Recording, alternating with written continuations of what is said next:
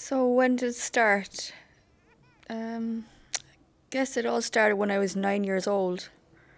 I started experiencing extreme fatigue and anxiety and just a feeling of being unwell in general. Obviously, as I was so young, I couldn't comprehend what was going on. I remember just wanting to stay in bed, just wanting to sleep, not wanting to go out with my friends and do things a normal 9-year-old would do. The anxiety and fatigue gradually got worse. Mum noticed that my whole demeanour changed. She'd ask me what was wrong, and all I could tell her was, I don't know, I'm so tired, I'm scared, and I didn't know why. The next step would probably be when Mum decided to take me to the doctor. The doctor did blood tests. They showed everything to be perfect. So he suggested I go out anyway and push myself. He said it's a phase. The next few years proved difficult. I was feeling more tired and more anxious than ever, and I was missing a lot of school. There was something going on, and it certainly wasn't a phase. So when did my pain start? It was about when I was 12. I started getting pains all over my body. In class, at school, leaning forward to do my work, felt as though someone had a lighter on my neck and shoulders and burning me with it. I found it really difficult to concentrate. My head was always fuzzy. And at parent-teacher meetings, they would say, Jean needs to pull her socks up. She needs to concentrate more. She's such a dreamer. Secondary school. I pushed through secondary school. I had my good days and bad days. But I got through it, thank God. I studied and I passed my exams, so I'm proud of that. It was a difficult time, but it was a big accomplishment for me. What was one of the worst moments with this would be one night I was at bingo with Mum and some of my family. I played the first half of the bingo, but I could feel the burning pain, top to toe. I hurt all over. I just wanted to go home and get into bed. I got up to try and loosen out, but found it difficult to walk properly. My hip and legs hurt a lot. And I got this overwhelming feeling of fatigue. I literally felt like just laying on the floor there and then. I did loosen out after a while. It took some time, but I did.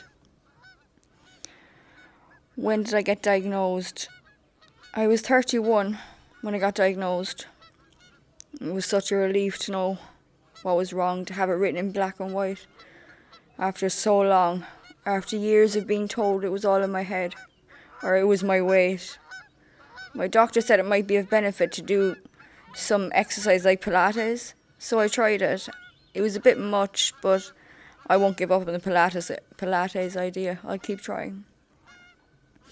A funny moment. I went on a double date to the cinema with my cousin and her fiancé.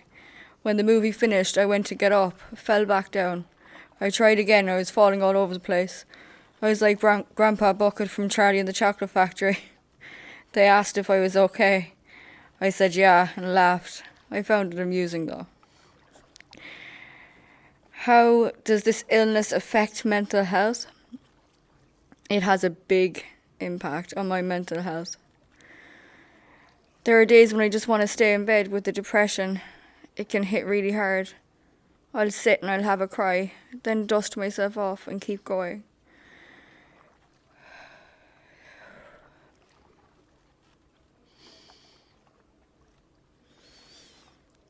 Sorry. There's no way fibromyalgia can win, even though it tries its hardest to smother me in depression and anxiety. I have to fight it. You can't give up, because the moment you do, it wins, and we can't let that happen. How has this illness changed me as a person? I think it's made me a more compassionate person, in the sense that if someone tells me they're in pain, I can genuinely understand and I'll have a lot of empathy towards them. It's also made me a more grateful person, I think. Grateful for what good things I have in my life. I thank God for my family and my best friend. The support is truly amazing. I love them with all my heart. I can reach out to them, and that means a lot. I also think it has strengthened my faith more. How has this illness affected relationships? It's difficult to find someone who understands, more to the point, who wants to understand, who makes an effort to educate themselves on fibromyalgia. From a personal point of view, I found it tremendously hard to hold down a relationship. As soon as I tell them about my fibro, it changes everything. Some have stopped talking straight away. Others are sympathetic at the start, but it fades soon. Not that I'm looking for sympathy, just understanding. But you know what they say, you got to kiss some frogs before you find your prince. So what hurts the most? Not being understood. There's a lot of ignorance surrounding fibromyalgia. People tend to pass it off like it's not a big deal. For those who have it, it is a big deal. A big deal not being able to go to family gatherings because you're just too fatigued to move that day. A big deal when you have to avoid going places with really bright lights, as it may trigger some of the many symptoms of this. Not being understood definitely hurts the most. What helps distract me from pain? My best friend, she's amazing. And music, it helps my mental state. It's like an escape, I guess. How am I feeling? I feel, to look at us, you wouldn't think there was anything wrong. We look perfectly normal and healthy on the outside, which is probably just as well, as it would be quite scary looking, seeing the pain on the outside. Is it worse in cold or hot weather? I definitely feel it's worse with the cold weather. I use a hot water bottle to try and ease the pain when it's really cold. How does it affect my social life? It affects it in the sense when friends ask me to go out for the night, it's difficult as I don't know how I'll be feeling when the time comes around. I've had to turn down a lot of dates as I don't feel like I'm physically able sometimes. What advice would I give to someone without fibromyalgia? I would ask them to try and be more understanding towards us. Be kind. You never know how people are feeling.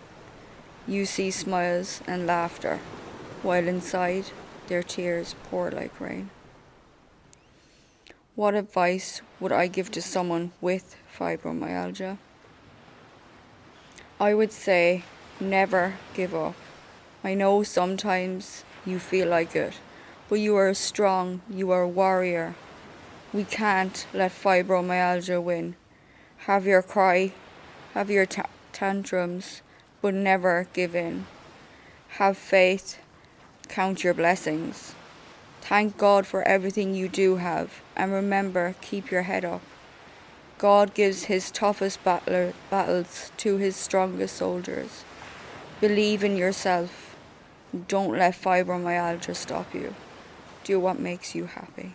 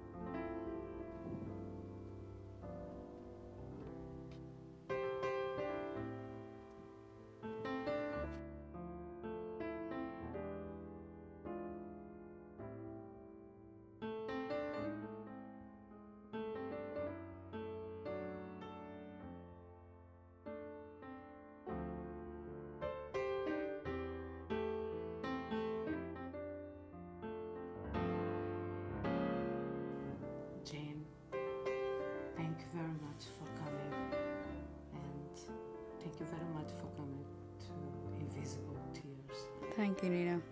And happiness together and hope. Yes. You are a beautiful woman. Thank you. God bless you. God bless.